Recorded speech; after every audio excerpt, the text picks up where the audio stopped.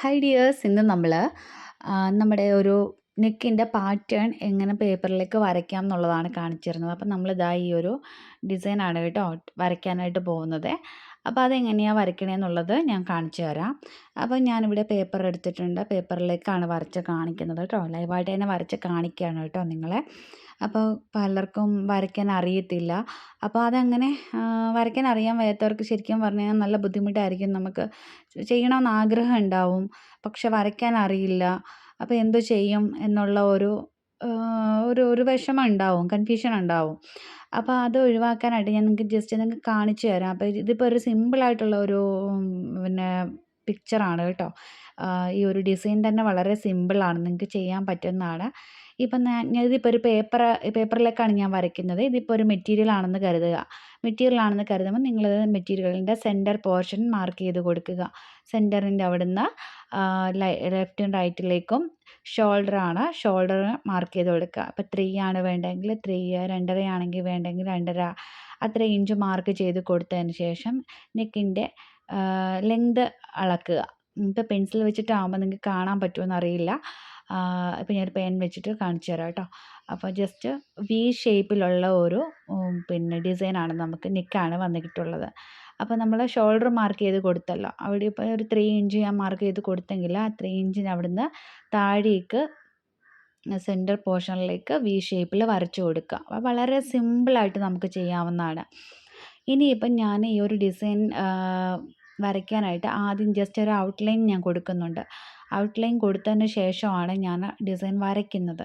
അപ്പം ഞാനിപ്പോൾ ഇതൊരു ലെഫ്റ്റ് സൈഡിലാണ് നമുക്ക് ഈ ഒരു ഡിസൈൻ വരുന്നത്. ലെഫ്റ്റ് സൈഡോ റൈറ്റ് സൈഡോ നിങ്ങൾക്ക് ഇഷ്ടമുള്ള സൈഡിലേക്ക് നിങ്ങൾക്ക് വരച്ചു കൊടുക്കാം. നിങ്ങൾക്ക് ഏത് സൈഡിലാണ് വരയ്ക്കാൻ പറ്റുന്നത് എങ്കിൽ ആ ഒരു സൈഡിലേക്ക് വരച്ചു കൊടുക്കാം. ഇപ്പം ഞാൻ ഇവിടുന്ന് മുകളിൽ നിന്ന് ഒരു 9 ഇഞ്ച് മാർക്ക് ചെയ്തെന്ന് വെച്ചോ. മെഷറിംഗ് ടേപ്പ് ഉപയോഗിച്ചിട്ട് ഒരു 9 ഇഞ്ച് ടോപ്പിൽ നിന്നും മാർക്ക് ചെയ്തു. നമ്മുടെ ആ വീട് കോർണർ ഭാഗത്ത് നിന്ന് ഒരു 4 ഇഞ്ച് താഴേക്കും. അപ്പോൾ ടോട്ടൽ ലെങ്ത് എന്ന് പറയുന്നത് 9 ഇഞ്ചാണ് വന്നത്. അപ്പോൾ ജസ്റ്റ് തന്നെ പെൻസിൽ വെച്ചിട്ട് ഈ ഒരു ഷേപ്പിൽ ജസ്റ്റ് ഞാനിങ്ങനെ ഒന്ന് ലൈൻ പോലെ ഒന്ന് ഒരു ചെറിയ ഡോട്ട്സ് ഇട്ട് ഒരു ഔട്ട്ലൈൻ ഞാൻ കൊടുക്കുകയാണ്. അപ്പോൾ ജസ്റ്റ് നമ്മൾ എപ്പോൾ വരയ്ക്കാൻ ശ്രമിച്ചാലും ജസ്റ്റ് ആദ്യം നിങ്ങളുടെ ഒരു ഐഡിയ അനുസരിച്ചിട്ട് ജസ്റ്റ് ഒരു ഔട്ട്ലൈൻ കൊടുക്കുക. ഔട്ട്ലൈൻ കൊടുത്തതിന് ശേഷമാണ് നമ്മൾ നമ്മുടെ പെൻ ഉപയോഗിച്ചോ അല്ലെങ്കിൽ പെൻസിൽ ഉപയോഗിച്ചോ നമ്മൾ യഥാർത്ഥ പിക്ചർ വരയ്ക്കുന്നത്. ഇനിയിപ്പോൾ ഞാൻ ആ ഔട്ട്ലൈൻ ഒന്ന് ഡാർക്കാക്കി കൊടുക്കുകയാണ് കേട്ടോ. ഒന്ന് ഡാർക്കാക്കി മുകളിൽ വരെ ജസ്റ്റ് ഡാർക്കാക്കി ഞാനൊന്ന് കൊടുത്തിട്ടുണ്ട്. ഇനിയിപ്പോൾ നിങ്ങൾക്കത് കാണുന്നില്ലെന്ന് എനിക്കറിയാം, കാരണം പെൻസിൽ ലൈറ്റായിട്ടാണ് ഞാൻ വരച്ചിട്ടുള്ളത്. അപ്പോൾ പെൻ വെച്ചിട്ട് ഞാൻ കാണിച്ചു തരാം, അപ്പോൾ നിങ്ങൾക്കത് മനസ്സിലാവും. ഇപ്പോൾ കണ്ടോ, ആ ഒരു ഡാർക്ക് കളറ് അങ്ങനെ ആക്കി എടുക്കുക. ഇപ്പം നമ്മൾ പേപ്പറിലേക്കല്ലേ സാധാരണ. അപ്പോൾ ഈ ഒരു പേപ്പറിൻ്റെ ഒരു അളവെന്ന് പറയുന്നത് തന്നെ ജസ്റ്റ് ഒരു A4 സൈസിൻ്റെ അത്രയും പോലും ഇല്ല ഈ ഒരു പേപ്പർ. അപ്പം നമുക്ക് ഈ ഒരു പേപ്പറിൻ്റെ ആ ഒരു അളവോ കാര്യങ്ങളോ ഒന്നുമല്ല നമുക്ക് നമ്മുടെ മെറ്റീരിയലിൻ്റെ അളവ് വരുന്നത്. മെറ്റീരിയലിൻ്റെ വിഡ്ത്തും ലെങ്തും ഒക്കെ ടോട്ടലി ഡിഫറൻറ്റഡ് ആയിരിക്കും. അപ്പോൾ നിങ്ങൾക്കത് പേപ്പറിൽ വരച്ച് ഞാൻ കാണിക്കുന്നതിൻ്റെ ഉദ്ദേശം, നിങ്ങൾ മെറ്റീരിയലിലേക്ക് വരയ്ക്കുമ്പോൾ വളരെ വ്യക്തമായിട്ടും ശ്രദ്ധിച്ചും വരയ്ക്കാനായിട്ട് ശ്രമിക്കണം. അതുകൊണ്ടാണ് ഞാൻ ഈ പേപ്പറിലേക്ക് വരച്ച് കാണിക്കുന്നത്. അപ്പോൾ ആദ്യം നമ്മൾ ഔട്ട്ലൈൻ വരച്ച ഭാഗത്ത് ഞാൻ ജസ്റ്റ് ഒരു ഒരു റൗണ്ട്സ് കൊടുത്തിട്ടുണ്ട്. എന്നിട്ട് പിന്നെ ഈ ഒരു ഷേപ്പിൽ ജസ്റ്റ് ഒന്ന് ഈ ഒരു മോഡലിലൊന്ന് ജസ്റ്റ് വരച്ചു കൊടുത്തിട്ടുണ്ട്. അപ്പോൾ ഈ ഒരു പിക്ചർ നമുക്ക് ഇങ്ങനെയാണ് വരുന്നത് കേട്ടോ. അപ്പോൾ ഇങ്ങനെ ഒന്ന് വരച്ചു കൊടുത്തിട്ടുണ്ട്. ഇനിയിപ്പം നമുക്ക് താഴേക്ക് ഒരു സ്റ്റെമ്മ് ലീഫ് വരച്ചു കൊടുക്കുക. 2 സൈഡിലേക്കും ലീഫ് വരച്ചു കൊടുക്കുക. കണ്ടോ, വരച്ചു കൊടുത്തിട്ടുണ്ട്. ഇനിയിപ്പം നമുക്ക് എന്താ ചെയ്യേണ്ടത്, അതിൻ്റെ സൈഡിലേക്ക്. അപ്പോൾ നിങ്ങൾക്ക് ഏത് പിക്ചർ കണ്ടാലും അത് വരയ്ക്കാൻ അറിയണം, അല്ലെങ്കിൽ നമുക്കൊരു ഐഡിയ കിട്ടണം എന്നുണ്ടെങ്കിൽ നിങ്ങൾ ആദ്യം ആ പിക്ചർ നന്നായിട്ട് നോക്കി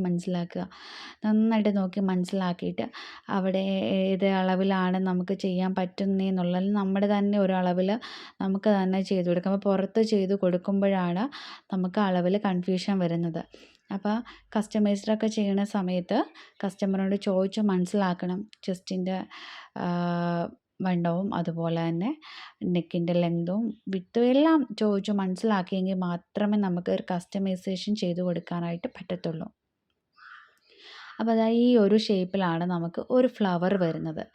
അപ്പോൾ ലെഫ്റ്റ് സൈഡിലേക്ക് നമുക്കൊരു ഫ്ലവർ വന്നിട്ടുണ്ട്, റൈറ്റ് സൈഡിലേക്ക് ഒരു ലീഫും സ്റ്റെമ്മൊക്കെ വന്നിട്ടുണ്ട്. ഇനിയിപ്പോൾ ഈ ഫ്ലവറിൻ്റെ താഴേക്ക് ഒരു ലീഫ് വന്നിട്ടുണ്ട്. പിന്നെ നമ്മൾ ആദ്യം ചെയ്ത ഒരു കർവ് ഷേപ്പിൽ ചെയ്തില്ലേ, അതേപോലെ ഒരു ഭാഗത്തേക്ക് വരയ്ക്കുക.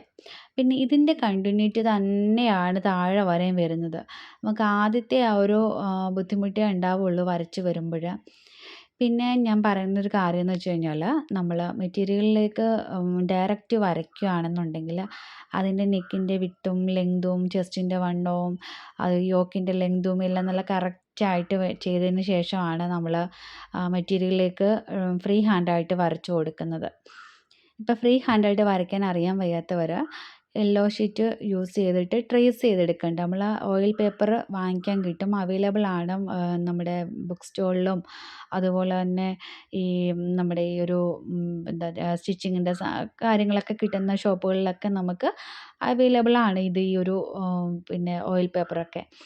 അന്നേരം നിങ്ങളത് വാങ്ങിച്ചിട്ട് യെല്ലോ കാർബൺ പേപ്പർ യൂസ് ചെയ്യുക.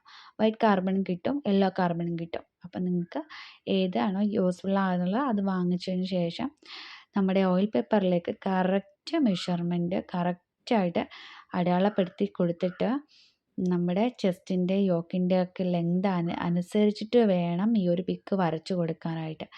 എന്നിട്ടാണ് നമ്മൾ നമ്മുടെ ഈ ഒരു മെറ്റീരിയലിലേക്ക് ആദ്യം കാർബൺ ഷീറ്റ് വെക്കും. കാർബൺ ഷീറ്റ് വെച്ചിട്ട് ഫിക്സ് ചെയ്തിട്ട് ഒരു സൂചിയൊക്കെ യൂസ് ചെയ്തിട്ട് പിൻ ചെയ്ത് വെക്കുക. അങ്ങോട്ടും ഇങ്ങോട്ടും തെന്നി പോവാതിരിക്കാനാണ് കേട്ടോ. അതിന് മുകളിൽ നമ്മുടെ ഈ ഒരു ഓയിൽ പേപ്പർ വെച്ചിട്ട് പടം വരച്ചെടുക്കുക. പെൻസിൽ വെച്ചിട്ടോ പെൻ വെച്ചിട്ടോ ട്രേസ് ചെയ്തെടുക്കുക.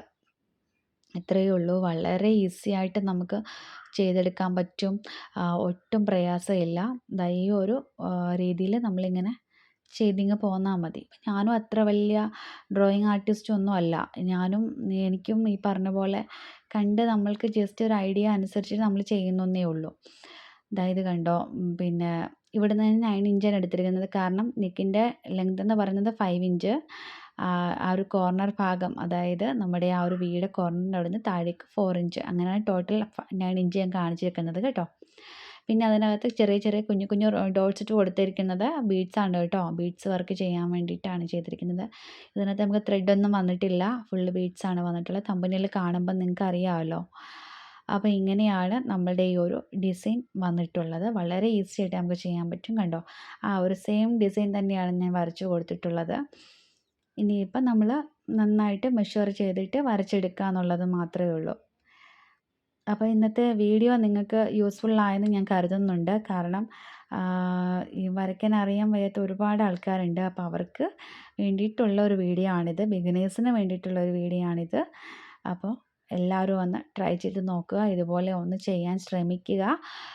ശ്രമിച്ച ആദ്യം നമുക്ക് തെറ്റുകളൊക്കെ സംഭവിക്കും, അത് മാറ്റിയിട്ട് ചെയ്യാൻ ശ്രമിക്കുക. അപ്പോൾ നമുക്ക് വീണ്ടും നല്ലൊരു വീഡിയോ ആയിട്ട് കാണാം. താങ്ക്